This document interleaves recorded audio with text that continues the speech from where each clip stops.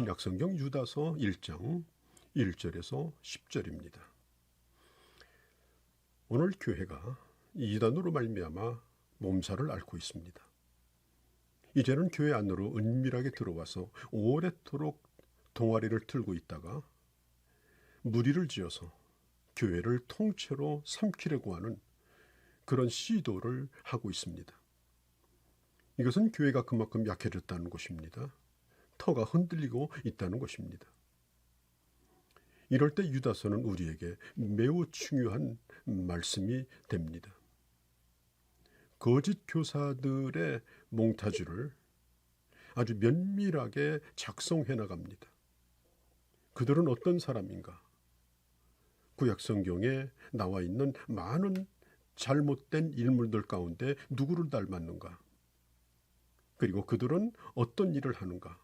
그리고 그들에 대하여 어떻게 대처를 해야 되는가를 말하고 있습니다. 이 편지를 기록한 유다는 예수님의 형제입니다.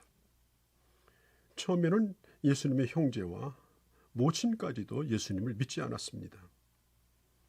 그러다가 그들이 예수님의 십자가와 부활을 목격하고 그리고 특별히 오순절날 성령을 경험한 후에 그들은 예수 그리스도를 믿게 되어지고 교회에서 매우 중요한 일꾼들이 되었습니다.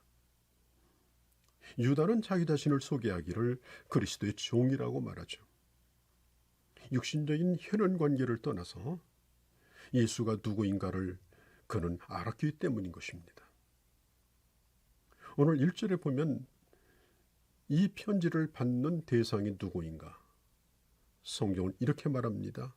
부르심을 받은 자 곧 하나님 안에서 사랑을 얻은 자다. 부르심을 받은 자, 이 말은 많은 사람들이 복음을 들었지만 복음을 다 믿는 건 아닙니다. 포괄적으로 부르시지만 실제로 유효한 부르심, 예수를 믿는 데에 이르는 부르심은 소수의 사람들입니다. 왜 그런 일이 생길까요? 하나님께서 들을 때에 성령께서 역사하시고 믿어지는 믿음을 주심으로 하나님이 특별히 부르셔서 예수를 믿게 되는 것입니다. 부르시지 않았는데 내가 예수 믿겠다고 달려들 수는 없는 것입니다. 로마서 9장 10절에 보면 택하심을 따라 부르심을 입은 자라고 말하죠. 하나님께서 부르시기 전에 먼저 하나님의 택하심이 먼저입니다. 하나님의 택하심이 있었기 때문에 주님이 나를 부른다는 사실을 내 스스로가 깨닫게 되어지고 예수 그리스도가 믿어지게 되어지고 그리고 하나님이 나를 부르신 것을 알게 된 것입니다. 로마서 11장 30절에 보면 하나님의 은사와 부르심에는 결코 후회함이 없다고 했습니다. 주님은 경솔하게 사람을 부르시고 나중에 후회하시든지 아니면 취소하든지 그러신 분이 결코 아니십니다.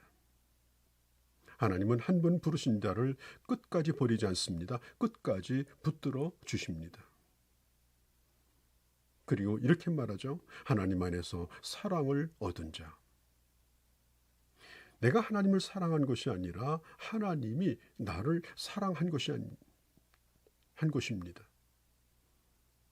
성경에 보면 이렇게 말하죠. 우리가 아직 죄인 되었을 때, 우리가 아직 연약할 때, 우리가 아직 하나님과 원수되었을 때 예수 그리스도 안에서 우리를 불러주셔서 하나님의 자녀로 삼아주신 것입니다.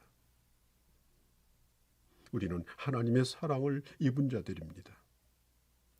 그리고 계속해서 이렇게 말합니다. 그리스도를 위하여 지키심을 받은 자.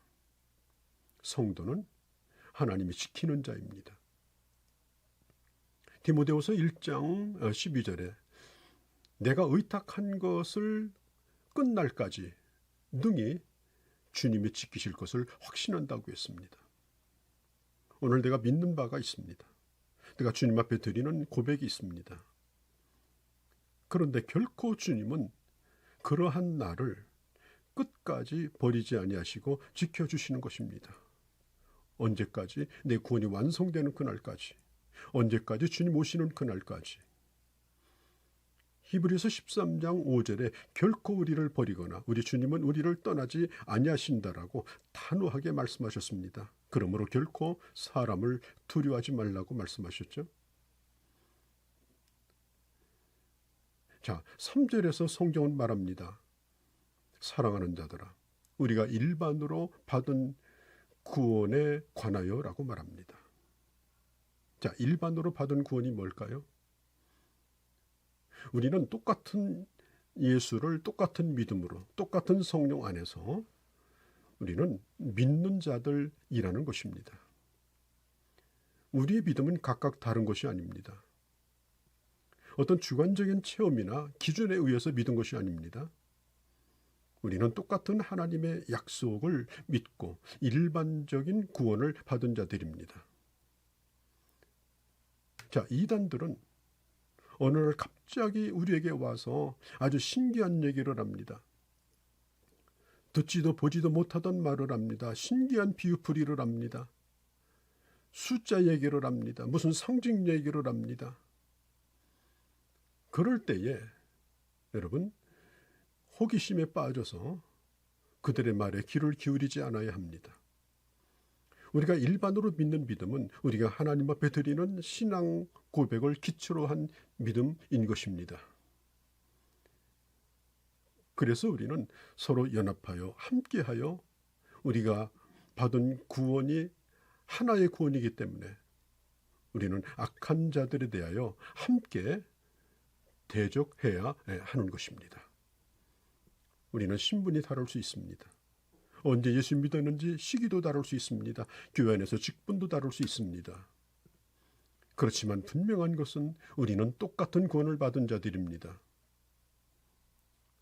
똑같은 구원을 받았다 할지라도 우리가 한 가지 유념할 것은 하나님 앞에 가서 받을 칭찬은 또 다른 문제입니다. 공의의 하나님이시기 때문에 하나님은 우리가 행한 대로 또한 갚으십니다. 우리가 예수 잘 믿어라 하는 이유가 뭘까요? 반드시 하나님의 칭찬과 보상이 있기 때문입니다. 고린도전서 3장 11절에 보면 우리가 믿는 터는 동일합니다. 예수 그리스도입니다.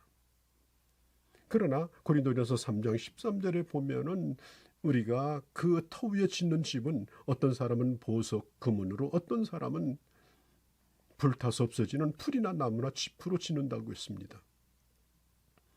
같은 터 위에 집을 지었기 때문에 물론 구원을 받습니다마는, 그러나 겉보기에 좋은 그런 신앙생활을 한 사람은 그 공력이 다 불타 없어질 때에 불 가운데서 구원을 받는 것처럼 구원받은 것만 감사할 뿐입니다. 하나님 앞에 상급은 없습니다. 이것을 성경은 불 가운데 받은 구원이라고 말합니다. 우리는 일반적인 구원을 받은 자들입니다. 저 사람과 내가 다른 구원이 아닙니다. 그리고 이 한 믿음을 가지고 우리는 이 진리를 함께 지켜 나가야 하는 것입니다. 또 3절은 계속 이렇게 말합니다. 단번에 주신 믿음의 도라고 말하고 있죠. 점점점 점수를 잘 맞아서 어느 수치에 이르게 되면 그때 비로소 구원의 고비를 넘어간다, 그런 뜻이 아닙니다. 하나님 우리에게 주신 하나님의 말씀도 단번에 주신 것이요, 구원도 단번에 주신 것입니다. 성경은 중보판이 없습니다. 새로운 지침이 늘어난다든지 규칙이 늘어나는 것이 아닙니다. 개정판도 없습니다. 하나님께서 예수 그리스도를 통해서 히브리서 10장에 잘 말해주고 있는 것처럼 구약시대는 수많은 제물들이 죽어갔지만 계속해서 반복해서 피 뿌렸지만, 그러나 예수 그리스도 안에서는 그 몸을 단번에 들이심으로 영원한 구원을 얻은 것입니다. 자, 그러면 우리가 해야 될 일이 뭘까요? 3절에 힘써 싸우는 일입니다. 이들은 가만히 들어옵니다. 4절에 알지 못하게 들어옵니다. 알곡을 뿌려놨는데 주님의 비유처럼 간밤에 가라지를 뿌려놓고 갑니다. 뿌리지 않은 것들이 여기저기서 자라납니다. 그렇기 때문에 우리는 가만히 들어온 자들이 가만히 와서 접근할 때 우리는 분명한 분별력을 가져야 하는 것입니다. 자, 8절 이후의 말씀을 보면은 이 꿈꾸는 자들이라고 말합니다. 그들은 내가 꿈을 꿨는데 무슨 환상을 보았는데 음성을 들었는데 뭐 당신에 대하여 이러이러하더라, 이 교회에 대하여 이러이러하더라. 여러분, 그런 얘기에 쏙지 않기를 바랍니다. 꿈꾸는 자들은 육체를 더럽히는 자들입니다. 그리고 특별히 하나님이 주신 교회의 리더십, 권위를 어지럽히는 자입니다. 그리고 하나님의 영광을 회방하는 자들입니다. 오늘에 이어서 계속해서 2번 유다서를 보게 될 것입니다. 이 유다서는 짧은 편지지만 결코 짧은 편지가 아닙니다. 앞으로 이 말씀을 통해서 우리가 이 시대를 진리로 이기는 귀한 지침으로 삼고 영적 무기로 삼으시기를 바랍니다.